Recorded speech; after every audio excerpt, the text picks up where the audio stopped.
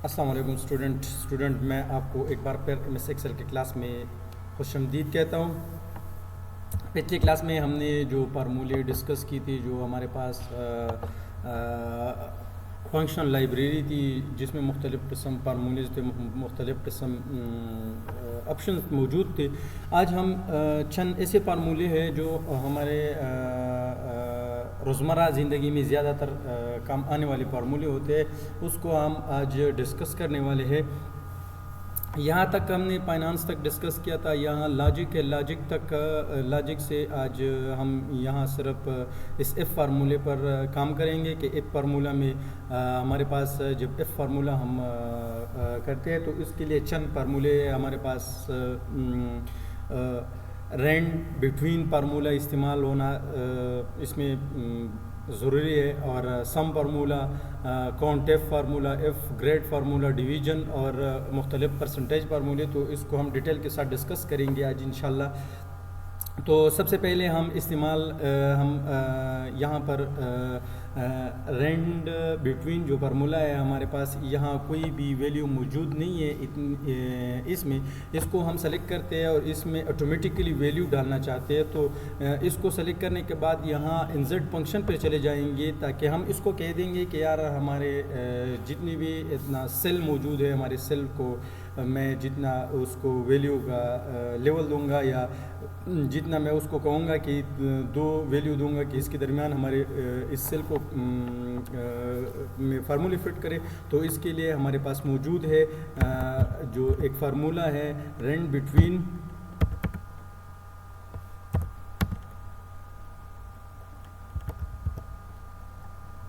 इसको हम यहाँ पर लॉजिक है, लॉजिक नहीं अगर हम इसको कैटेगराइज करेंगे तो इसमें मुख्तलिफ़ किस्म कैटेगरी मौजूद है, और इसमें हम आल पर क्लिक करेंगे। मैं उसको कहता हूँ कि यार मुझे रेंड बिटवीन फाइंड करो, तो ये रेंड बिटवीन को मैंने गो का ऑप्शन यहाँ गो पर प्रेस किया, और अभी मैं इस पर प्रेस करता हूँ। जब मैं प्रेस करता हूँ तो हमारे पास ये दो वैल्यू आ जाता है। मैं उसको कहता हूँ कि यार 25 से 96 तक के दरमियान हमारे जो वैल्यू है उसको फुट करो। तो यहाँ तक मैं आ जाता हूँ और मैं कंट्रोल को प्रेस करता हूँ, एंटर प्रेस करता हूँ, तो ऑटोमेटिकली इसमें हमारे पास वैल्यू आई। इसके लिए हमारे पास फार्मूला ये है, आपको वाज़ेह नज़र आ रहा है। ये मैं थोड़ा जूम करता हूँ ताकि आपको वाज़ेह नज़र आ जाए।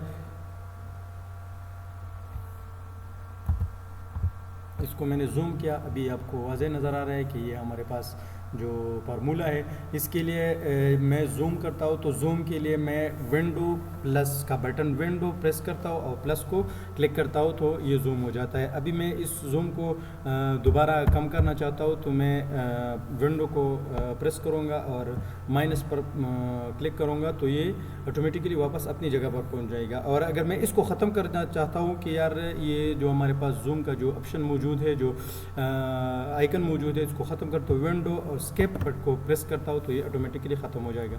यहाँ हमारे पास ये आपको नज़र आ रहा है कि मैं यहाँ पर हमारे पास टोटल मीन सम का फार्मूला ज़रूरी है, तो सम के लिए हम यहाँ पर प्रेस करेंगे और अटू सम उठाएंगे कि हमारे पास अटू सम जितनी भी है, इसको मैं ये थोड़ा यहाँ से मैं इसको ये बी है, मैं इसको सी करता हूँ ताकि हमारे पास जो फार्मूला है इसमें रूल नंबर ना आ जाए। तो इसको मैंने सी किया, अभी मैं इसको प्रेस करता हूँ तो ये हमारे पास उसका टोटल आया, और इस तरह इसको मैं ड्रैग करता हूँ। ड्रैग करने के बाद हमारे पास सब का टोटल आया हुआ है। अभी हमारे पास परसेंटेज का फार्मूला है, तो परसेंटेज के लिए हम इज इक्वल टू लिखेंगे। इज इक्वल टू के बाद हम जो हमारे पास टोटल वैल्यू होता है उस वैल्यू पर क्लिक करते हैं और इसको मल्टीप्लाई करते हैं 100 से, और डिवाइड बाई हमारे पास 4 सब्जेक्ट है तो उसको 400 मार्क्स रखते हैं। तो 400 रखने के बाद मैं एंटर प्रेस करता हूँ, तो हमारे पास इसका परसेंटेज भी आया। परसेंटेज का फार्मूला ये आपको हमारे पास सम का फार्मूला यहाँ पर मौजूद है, जो आपको अभी मैं जूम करके दिखाऊंगा कि हमारे पास सम का फार्मूला है, ये आपको नज़र आ रहा है।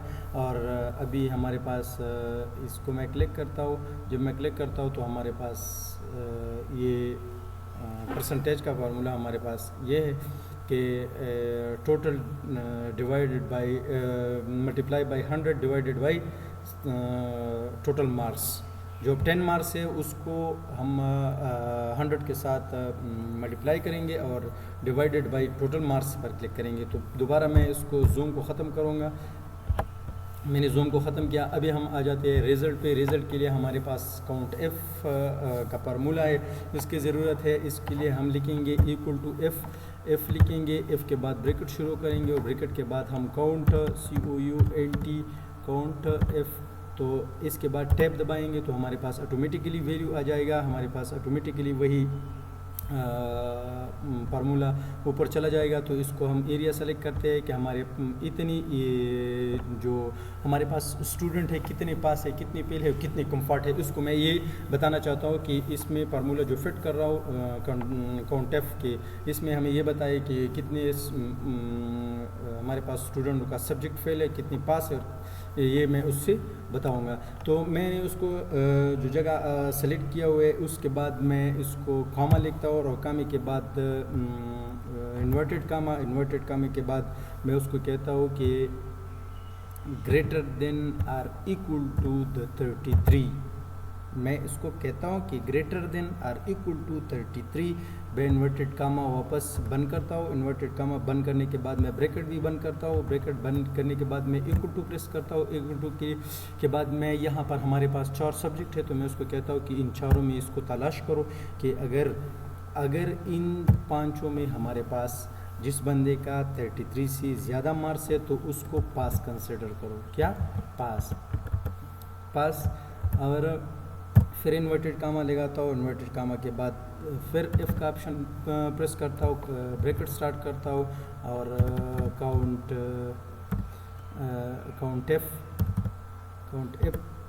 का दोबारा आ जाता है। तो मैं उसको दोबारा ये जगह प्रेस करूँगा कि हमारे पास जितनी एरिया है उसको मैंने सेलेक्ट किया और फिर मैं इसको कहता हूँ कि यार क्या हमारे पास ये जो वैल्यू है इसको अगर किसी बंदे ने 33 से कम मार्क्स लिए है, 30 लेस देन 33, तो फिर क्या करो, 33 से मार्क्स जिसने कम लिए हुए उसके कन्वर्टेड कामा ब्रैकेट और फिर लेस देन 33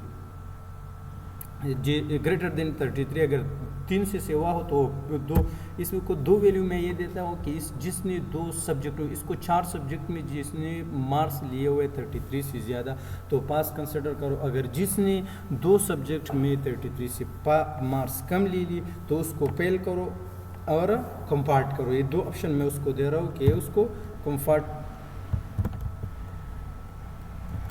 फेल हुआ तो फिर मैं इन्वर्टेड कामा दोबारा लगाता हूँ और इन्वर्टेड कामा के बाद मैं कंपार्ट लिखता हूँ, कंपार्ट इन्वर्टेड कामा और डबल कॉलम बंद करता हूँ।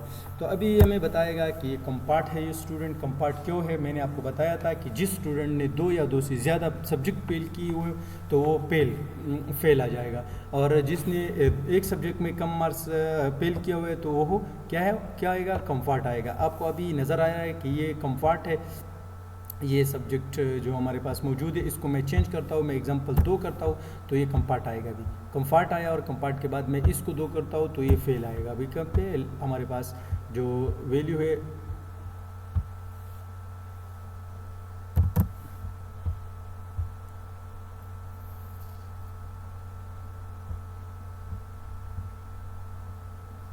मैंने इसको क्या रह गया, इसमें इन्वर्टेड कामा रह गया हुआ है, इन्वर्टेड कामा रह गया है। तो इन्वर्टेड कामा आने के बाद अभी ये फेल शो करेगा कि ये बंदा फेल है। ये फॉल्स है तो फॉल्स का मकसद फेल है, तो हमारे पास ये फेल आ जाएगा। इन्वर्टेड कामा के बाद 2 into 4 ये मैंने यहाँ पर कॉमा लगाया है, ये गलत जगह पर कामा यहाँ लगाना चाहिए, यहाँ पर मैं लगाता हूँ तो अभी ये ऑटोमेटिकली इसमें ये आपको नज़र आ रहा है कि ये कंफर्ट। अभी मैं उसको कहता हूँ कि यार 3 तो ये क्या लिखेगा, ये आपको नज़र आ रहा है ये फेल है। अगर मैं इसको चेंज करता हूँ, सेक्स करता हूँ तो ये कंपार्ट बनेगा। अगर इसमें इसीलिए ये एरर आ रहा है कि इसको मैंने इसके साथ ऐड नहीं किया हुआ था। अभी आपको वाज़ेह नज़र आ रहा है ये आपको नज़र आ रहा है, ये कंफर्ट हुआ, ये फेल, जो बंदा फेल हुआ है उसको फेल किया हुआ है। अभी मैं इसको ग्रेड का जो ग्रेड का हमारा फार्मूला है कि हमारे पास ए ग्रेड के कितने बंदे और बी ग्रेड का, तो इसके लिए एफ़ इक्वल टू एफ़ लिखेंगे, इक्वल टू एफ़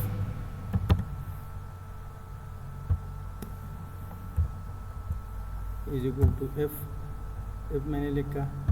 अभी ब्रैकेट स्टार्ट करता हूँ, ब्रैकेट स्टार्ट किया और वैल्यू मैं दे रहा हूँ, कौन सी वैल्यू, इस वैल्यू की बात कर रहा हूँ जो हमारे पास मौजूद है।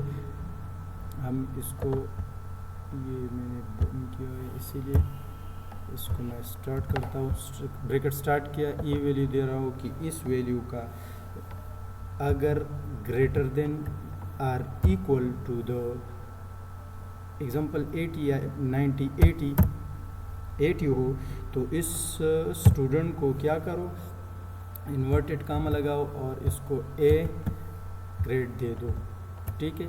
और अगर ये तो हो गया, अभी इसके लिए मैं दोबारा एफ़ का ऑप्शन स्टार्ट करूँगा और एफ़ के बाद मैं ब्रैकेट स्टार्ट करता हूँ, ब्रैकेट के बाद मैं फिर इसको ये कहता हूँ कि इसमें अगर किसी बंदे ने 70 आर ग्रेटर देन 70, क्या 70 or greater than 70 equal to or greater than 70 ली ही, तो उसको हम क्या कंसिडर करेंगे, बी ग्रेड बी, उसको ग्रेड बी दे दो। ग्रेड बी देने के बाद अभी मैं दोबारा इसको एक और एफ़ लगाऊंगा, एफ़ ब्रैकेट स्टार्ट करता हूँ और फिर ये वैल्यू दे रहा हूँ जो हमारे पास लॉजिकली टेस्ट है। तो उसके लिए मैं कहता हूँ कि अगर ये बंदा 60 या 60 से बराबर 60 के बराबर मार्क्स लेता, परसेंटेज मार्क्स लेता है, तो उसको ग्रेड क्या दे दो, उसको ग्रेड क्या दे दो, उसको ग्रेड सी दे दो, क्या सी बी सॉरी ए, ये तो A1 हुआ, A1 दे दो, ये ए हुआ। अभी ए लिखेंगे यहाँ पर और यहाँ पर बी लिखेंगे, बी लिखा। और अगर इस बंदे ने अगर इस बंदे ने इससे भी कम मार्क्स लिए तो उसको क्या करो, ये मैंने सेलेक्ट किया। अभी इसको सेलेक्ट करने के बाद मैं उसको कहता हूँ अगर इसने क्या किया हुआ है, ये 50 और 50 के बराबर 50 और 50 के बराबर मार्क्स लिए है, तो 50 और 50 के बराबर मार्क्स लिए तो उसको क्या करो, उसको इन्वर्टेड कामा यहाँ लगाओ और उसको सी ग्रेड दे दो। इन्वर्टेड कामा अगर और फिर कामा देता हो एफ़, अगर इसने 50 से भी कम मार्क्स लिए तो 50 से मार्क्स कम लिए तो उसको क्या करो, तो उसको 50 या 50 के बराबर मार्क्स लिए 40 या 40 के बराबर मार्क्स लिए तो उसको क्या करो, उसको डी का ग्रेड दे दो, क्या D inverted comma D inverted comma और डी के बाद अगर ये डी के बाद इसको फेल करो, डी के बाद इसको कंपार्ट करो, कंपार्ट उसको मैं कहता हूँ कि डी के बाद इसको कंपार्ट करना चाहिए, डी के बाद ग्रेड ये आ जाता है, ई की ज़रूरत नहीं है। मैं वैसे इसको फार्मूला को शॉर्ट कर रहा हूँ तो इसीलिए मैं कह रहा हूँ कि इसको कंपार्ट लिखता हूँ कि ताकि हमारे फार्मूला कंपार्ट करो। कंपार्ट करने के बाद जितने भी हमने यहाँ पर कॉलम खोले हैं तो उस कॉलम को बंद करते हैं, 1 2 3 4 5 हमने 5 खोले हैं तो 5 यहाँ बंद कर 1 2 3 4 5, ठीक है। 5 को मैं एंटर दबाता हूँ तो ये कंपार्ट है, ये स्टूडेंट कंपार्ट है। क्यों?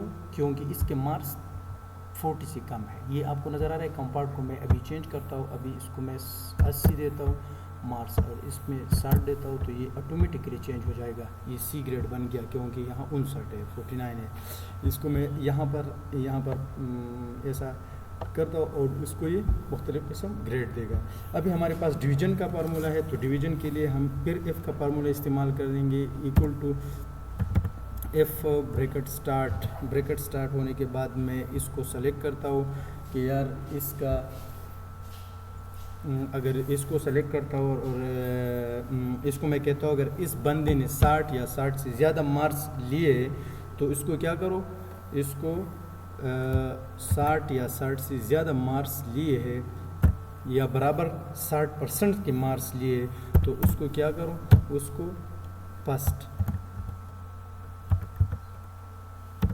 फर्स्ट डिवीज़न करो, डिवीज़न इसको मैं क्या करूँ, इसको फर्स्ट डिवीज़न दे दो अगर इसने 60 या 60 से ज़्यादा मार्क्स लिए हैं, ठीक है। वाह एफ, फिर लिखता हूँ कि एफ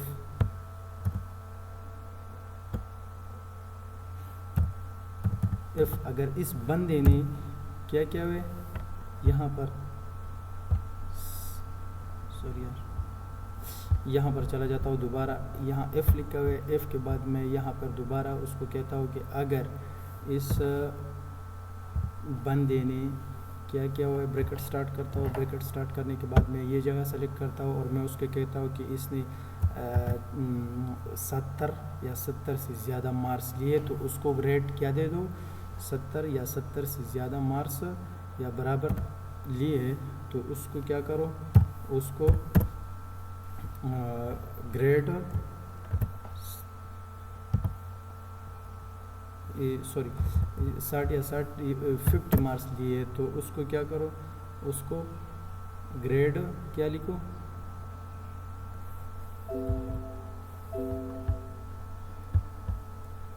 यहाँ पर मिस्टेक किया मैंने इसीलिए वो आगे नहीं चल रहा। यहाँ पर मैंने 50 मार्क्स लिया है कि इसने अगर 50 मार्क्स लिया है तो उसको क्या, उसको कौन सी ग्रेड दे दो, अगर 50 मार्क्स लिया है तो उसको मैंने कह दिया कि यार इसको सेकंड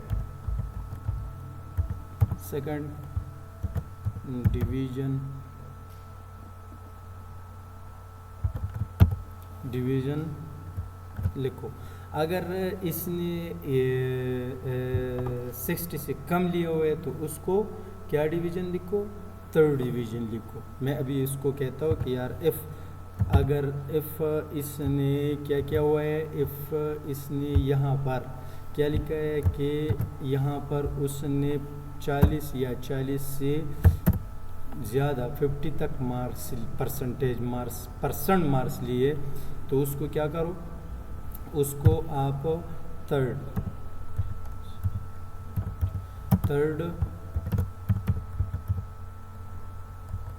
डिवीज़न लिखो या थर्ड डिवीज़न पर इसको क्या करो,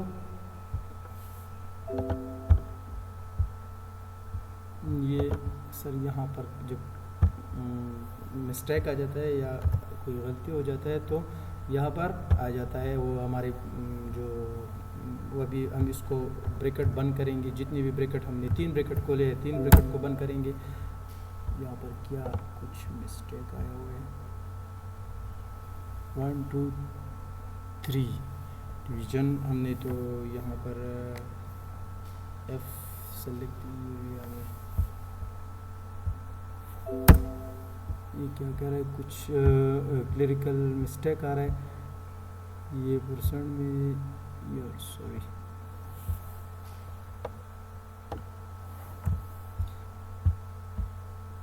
इसका जो है यहाँ हम लिखते हैं,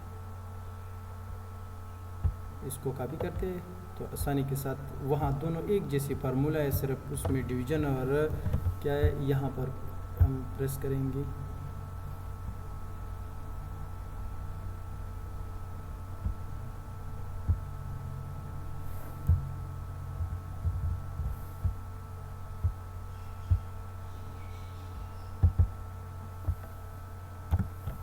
कंट्रोल भी करते हैं। यहाँ पर उसने 60, यहाँ पर हम 60 लिखेंगे, 60 लिखेंगे, इसको क्या लिखेंगे, इसको हम ग्रेड 1 देंगे,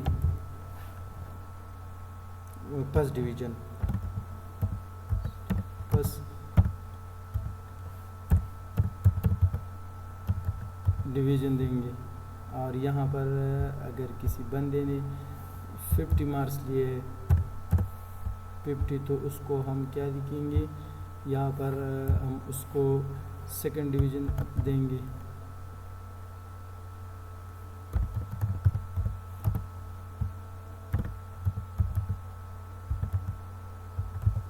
सेकंड डिवीज़न अगर किसी बंदे ने यहाँ पर कितने मार्क्स दिए 40 लिए तो उसको थर्ड डिवीज़न देंगे। क्या थर्ड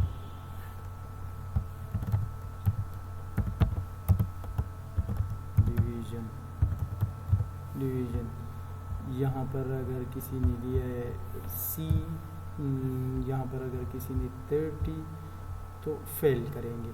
यहाँ पर